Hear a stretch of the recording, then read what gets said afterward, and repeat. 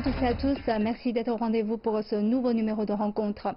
La Chambre des représentants des États-Unis vient d'adopter un projet de loi qui vise à exclure de la bourse américaine les entreprises chinoises. Presque en même temps, il est également d'adopter une restriction de visa pour les membres du Parti communiste chinois et leurs familles. Alors que le départ de Donald Trump de la Maison-Blanche s'approche, que signifient ces mesures? Va-t-on assister à un découplage financier entre la Chine et les États-Unis? Et Joe Biden va-t-il accéder à la présidence dans une atmosphère compliquée pour la relation sino-américaine? Aujourd'hui, nous allons en discuter avec nos invités. Je reçois par visioconférence aujourd'hui M. Ding Yifan, économiste, chercheur à l'Institut de recherche sur le développement du Conseil des affaires d'État, et M. Xu Tieping, expert en relations internationales, professeur à l'Université de communication de Chine. Alors, je vais commencer par M. Ding Yifan, puisque vous êtes économiste. Pouvez-vous nous expliquer d'abord en quoi consiste ce projet de loi qui s'appelle officiellement le Holding Foreign Companies Accountable Act, comme loi sur la responsabilité des entreprises étrangères? En fait, cette loi n'exclut pas totalement les entreprises chinoises cotées sur la bourse de New York, mais il pose des conditions tellement exigeantes que finalement, j'ai bien peur que les entreprises chinoises ne soient forcées de quitter la bourse américaine d'une certaine manière. C'est-à-dire que, visiblement, les parlementaires américains voulaient imposer une espèce de conditions plutôt discriminatoires vis-à-vis des entreprises chinoises pour exclure du marché des capitaux américains les entreprises chinoises qui ont pourtant dans le passé fourni des opportunités d'investissement intéressantes aux investisseurs américains. Et discriminatoire dans quel sens exactement? C'est-à-dire que finalement c'est un acte de loi qui ne vise que des entreprises chinoises. C'est-à-dire que ce n'est pas un acte de loi qui vise toutes les entreprises, y compris les entreprises américaines. Cela vise seulement les entreprises chinoises. De ce point de vue, je pense que ce genre d'acte est un épée à double tranchant. Parce que depuis ces dernières années, les entreprises chinoises se portent tellement bien que finalement, ces entreprises chinoises ont payé des dividendes importantes et intéressantes aux investisseurs américains. Et si ces entreprises quittent le marché américain, eh bien, il y a beaucoup d'autres marchés qui accueilleraient des entreprises chinoises les bras ouverts. Il faut penser aux autres bourses dans le monde. Il y a la bourse à Paris, la bourse à Francfort, la bourse dans les pays européens, à Londres, etc. Donc, ce n'est pas forcément une bonne chose, ni pour les investisseurs américains, ni pour les entreprises chinoises. Donc, c'est totalement une espèce de scénario de perdant pour tout le monde. Alors, M. Xu Tieping, pourquoi, selon vous, ce projet de loi apparaît-il à ce moment précis? D'une part, c'est qu'on peut qualifier ce type d'action américaine comme hystérique, parce que devant émergence, devant surtout avancement de la performance de l'économie et développement de Chine, et que l'administration américaine actuelle a pris toute une série de mesures finalement avec des résultats à peu près nuls. C'est ainsi qu'à leur fin de mandat, il veut créer un trou, comme on dit, créer de plus d'obstacles à l'administration prochaine, c'est-à-dire Biden. Et sur ce que Ding Yifan, mon ami, avait bien dit, et je vais ajouter que d'une part, ce qu'on a vu, c'est que cette loi vise essentiellement les entreprises étatiques dans la Chine, c'est-à-dire les entreprises publiques, ce qui est un choix très idéologique. Et deuxièmement, c'est que si on voit, disons, un peu la perspective, probablement, ça fait faciliter la création et aussi la consolidation des autres centres financiers, c'est-à-dire vers un processus de multipolarisation du centre financier planétaire. Cette loi s'appelle la loi sur la responsabilité des entreprises étrangères, qui est censée être une loi qui est essentiellement sur les mesures d'audit concernant les entreprises, mais on voit que dans ce projet de loi, il exigera aussi les sociétés qu'elles révèlent si des membres du Parti communiste chinois font partie de leur conseil d'administration et si leur statut constitutif contiennent le texte d'une quelconque charte du Parti communiste chinois. Donc ces mesures sont apparemment rien à voir avec les mesures dans le domaine d'audit. Que pensez-vous de cela, M. Ding Yifan? En fait, oui. Et de ce point de vue, je suis d'accord avec le professeur Xi Jinping pour dire que finalement, cet acte de loi est une espèce d'acte hystérique parce qu'il vise à exclure les membres du Parti communiste chinois dans toutes les sociétés chinoises cotées sur la bourse de New York. En fait, il ne faut pas oublier que le Parti communiste chinois a plus de 90 millions de membres qui touchent chaque famille, pratiquement chaque famille chinoise. Peut-être c'est une parenthèse importante d'expliquer un peu la particularité de la Parti communiste chinois qui est peut-être différente de la conception normale en Occident d'une partie, n'est-ce pas? Oui, le Parti communiste chinois a une telle influence en Chine, a une telle dimension en Chine que finalement, de vouloir exclure les membres du Parti communiste chinois des établissements chinois, c'est pratiquement complètement une espèce de rêve de pipe. Donc c'est complètement fou. Cela veut dire, c'est en quelque sorte une équivalence de rompre toutes les relations, y compris diplomatiques, avec la Chine. De ce point de vue, je pense que parce que cette administration touche sa fin. Et avant d'arriver à cela, donc, il mobilise tous les efforts, y compris ses représentants au Parlement, pour poser plus d'obstacles à la prochaine administration. Souvent, au Congrès américain, au Parlement américain, lorsque l'enthousiasme l'emporte, il y a ce genre d'hystérie. Il ne faut pas oublier qu'avant la guerre en Irak, il y avait aussi ce genre d'hystérie au Parlement américain. Le vote pour la guerre en Irak a été voté pratiquement à l'unanimité par tous les parlementaires américains. Finalement, ils ont commis une grosse erreur parce qu'après la guerre, Joseph Stiglitz, un économiste prominent, lauréat de prix Nobel en économie, a fait une étude sur les conséquences de la guerre. Finalement, cette guerre a fait perdre plus de 5 000 milliards de dollars au gouvernement américain sans aucun résultat positif pour la région, ni pour le pays, ni pour les États-Unis. Et pourtant, ce genre de conséquences a été causé par une guerre votée à l'unanimité par les parlementaires.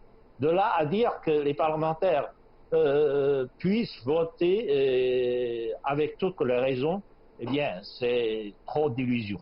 Monsieur Xi Jinping, comment voyez-vous cette politisation des règles commerciales selon vous? Je pense d'abord, c'est concernant M. Tinifan Repenti.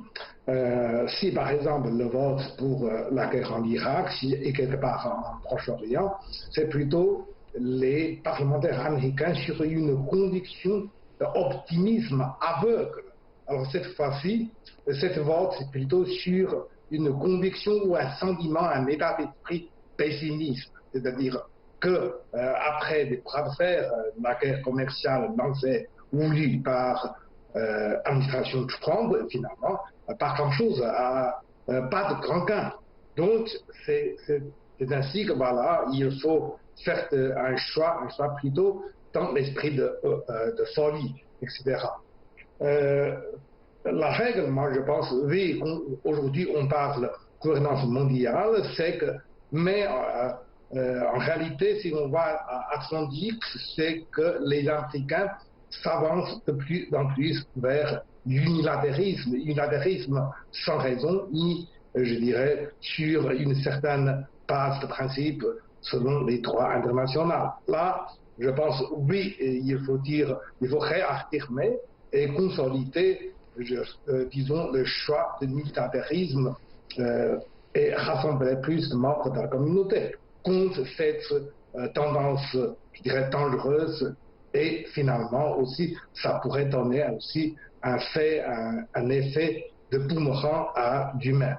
Monsieur Digny, vous avez mentionné tout à l'heure que ce genre de restriction ressemble presque de couper tous les liens entre la Chine et les États-Unis. Donc, va-t-on assister vraiment à un découplage en quelque sorte financier entre la Chine et les États-Unis?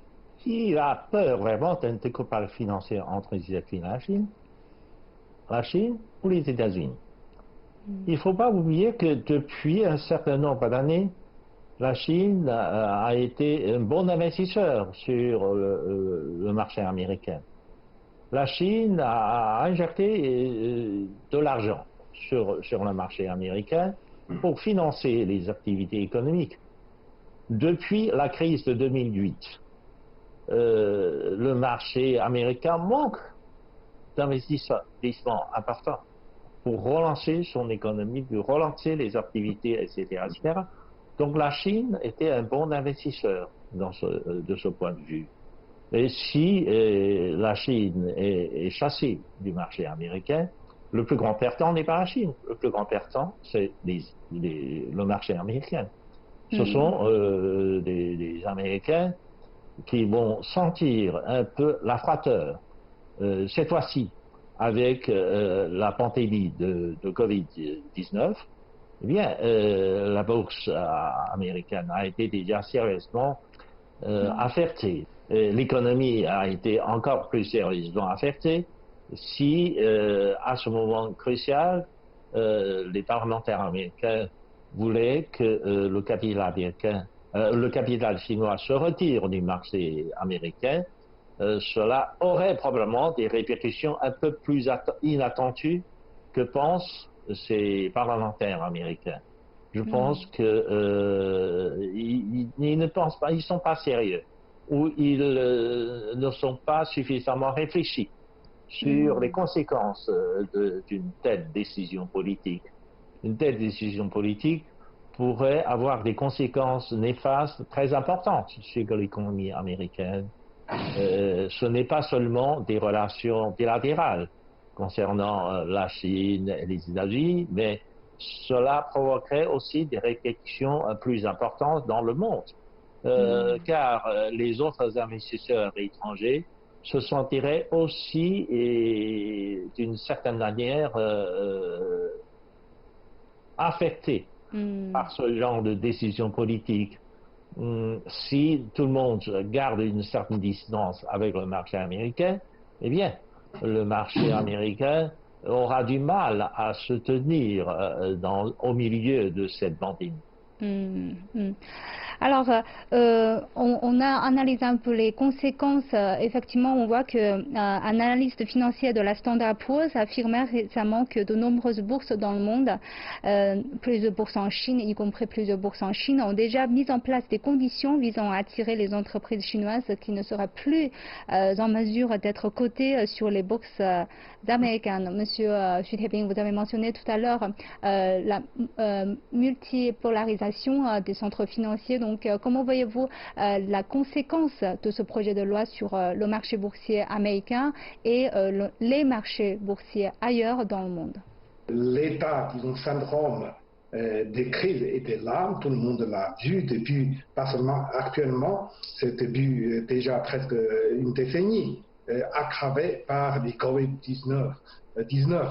Alors moi je pense les décideurs américains finalement ont mal choisi la remède, c'est-à-dire pas concentration sur la solution efficace, faisable, sur leur propre problème, mais plutôt de chercher, discriminaliser, diaboliser les boucs émissaires dont la Chine était victime. Mais la conséquence, je dirais probablement, c'est comme M. Tintin avait bien prévu, c'est peut-être celui à l'inverse de leur souhait.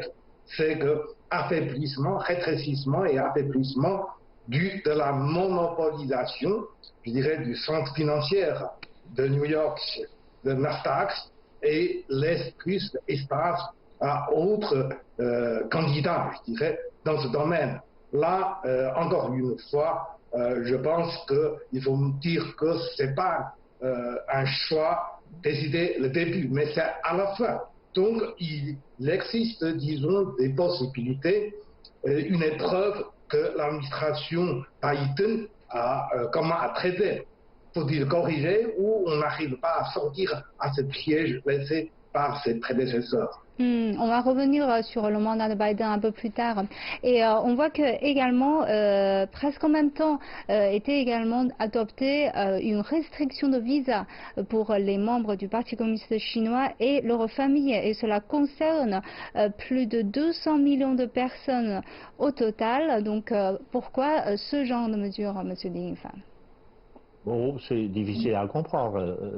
Si vous posez la question à un Américain raisonnable, eh bien, il aura du mal à vous répondre. Parce que la décision a été prise au dernier moment par le département d'État, je crois, de refuser le visa aux membres du Parti communiste chinois. C'est une menace, oui. Comme je l'ai dit précédemment, c'est comme si les États-Unis voulaient rompre toutes les relations diplomatiques avec la Chine.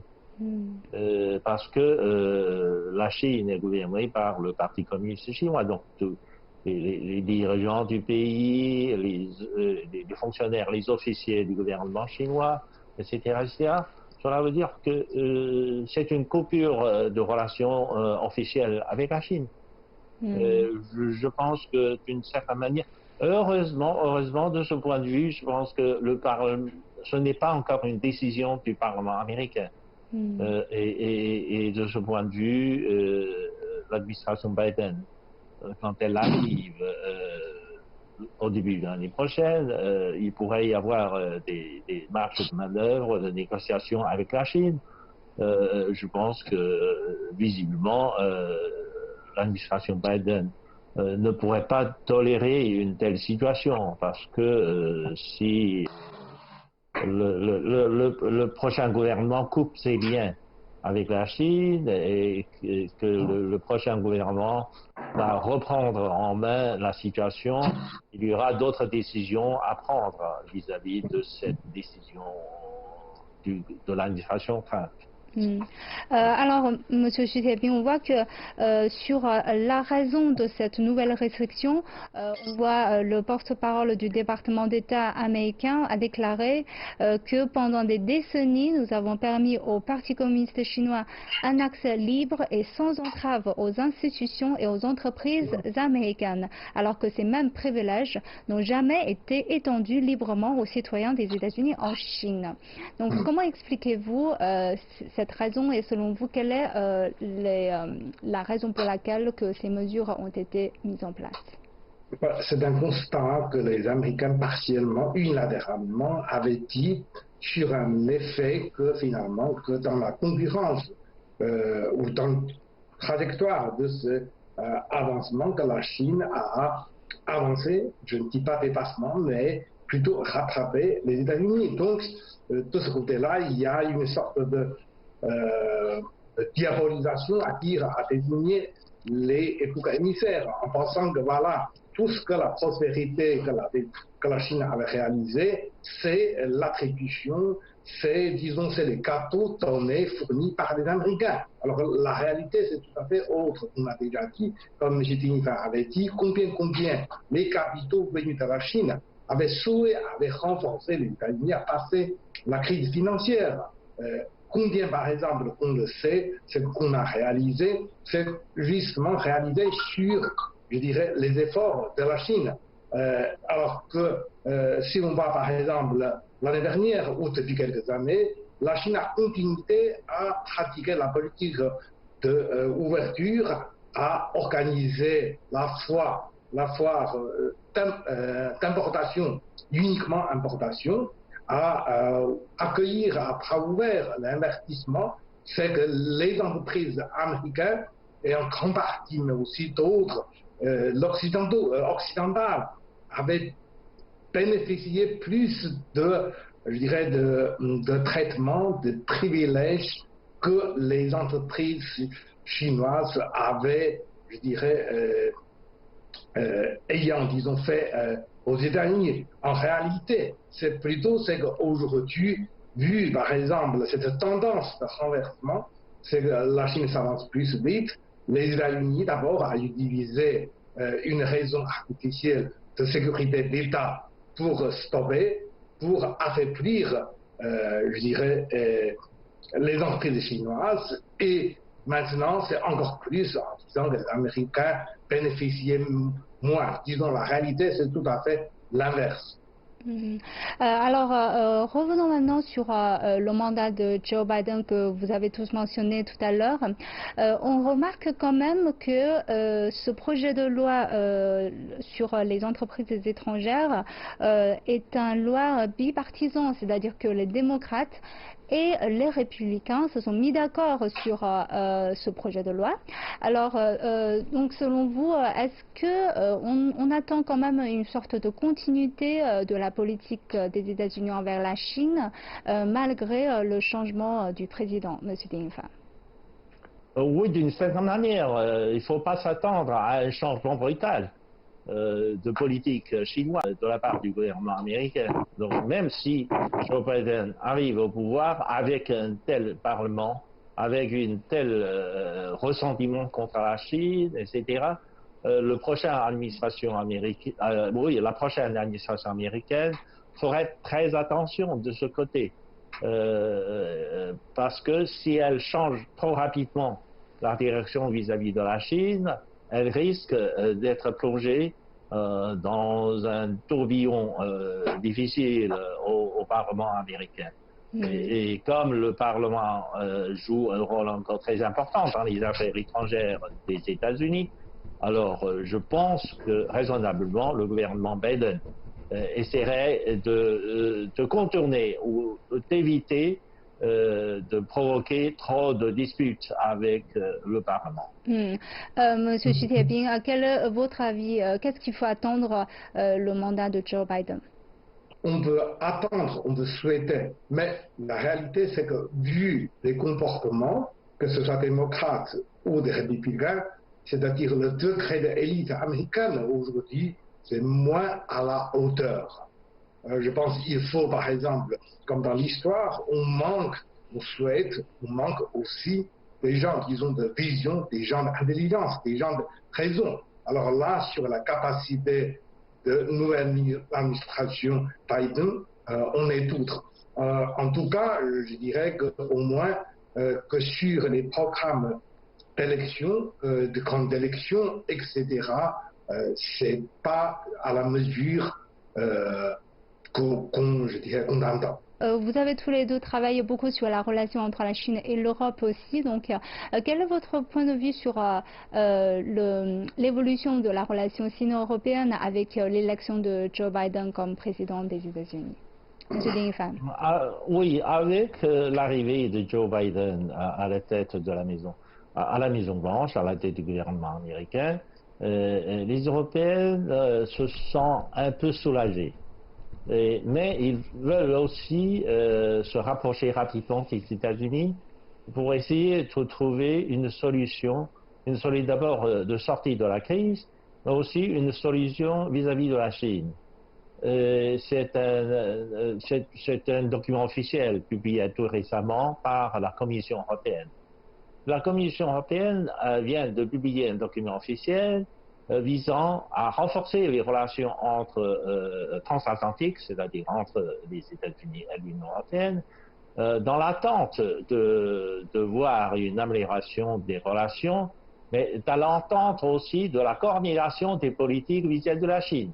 C'est l'attitude ou le souhait officiel de la Commission européenne.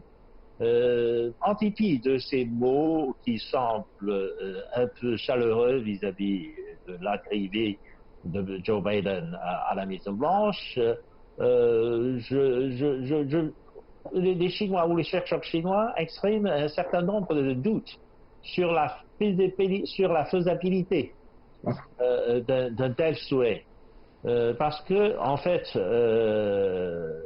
du point de vue d'intérêt, surtout du point de vue d'intérêt économique, il y a beaucoup d'intérêts en conflit entre l'Union européenne et les États-Unis. Donc, les relations internationales ne se limitent pas qu'aux mots. Les relations internationales sont tissées par des intérêts. Alors, si les intérêts des États-Unis et de l'Union européenne se confrontent à bien des égards, eh bien, dans l'avenir, ce serait encore difficile de voir une amélioration rapide des relations entre le gouvernement américain de Joe Biden et l'Union européenne. Monsieur Xu Tiebing, quel est votre avis? L'Union européenne est plus que divisée que jamais.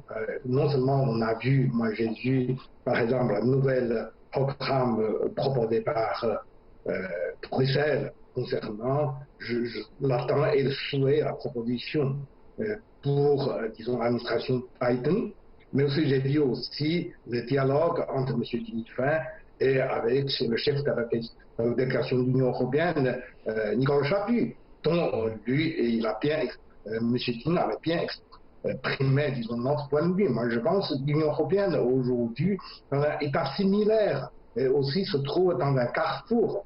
Et finalement, que la proposition plutôt c'est transatlantique, tout en reconnaissant que le point, je dirais, du passé est le point de non-retour sur le passé. Donc, il propose comme une sorte de double pilier pour le monde occidental, en refaçonnant, je dirais, une relation d'un côté fort, de l'autre côté faible. Donc, c'est finalement, c'est tout de même un état d'esprit assujettissement assez choquant. Cela dit, moi je pense que l'Union européenne se divise aussi sur plusieurs choix. Probablement, c'est l'établissement actuel, je dirais, propose ainsi dans un choix plutôt pro-atlantique. Et probablement, il y aurait d'autres voies qui restent encore marginales, mais qui peuvent, je dirais, changer ou bouleverser d'un jour à l'autre. Alors, je vous remercie, M. Ding Yifan. Merci, M. Xu Tiebing, d'avoir partagé vos points de vue avec nos téléspectateurs. Et je vous remercie d'avoir suivi notre discussion. À la prochaine.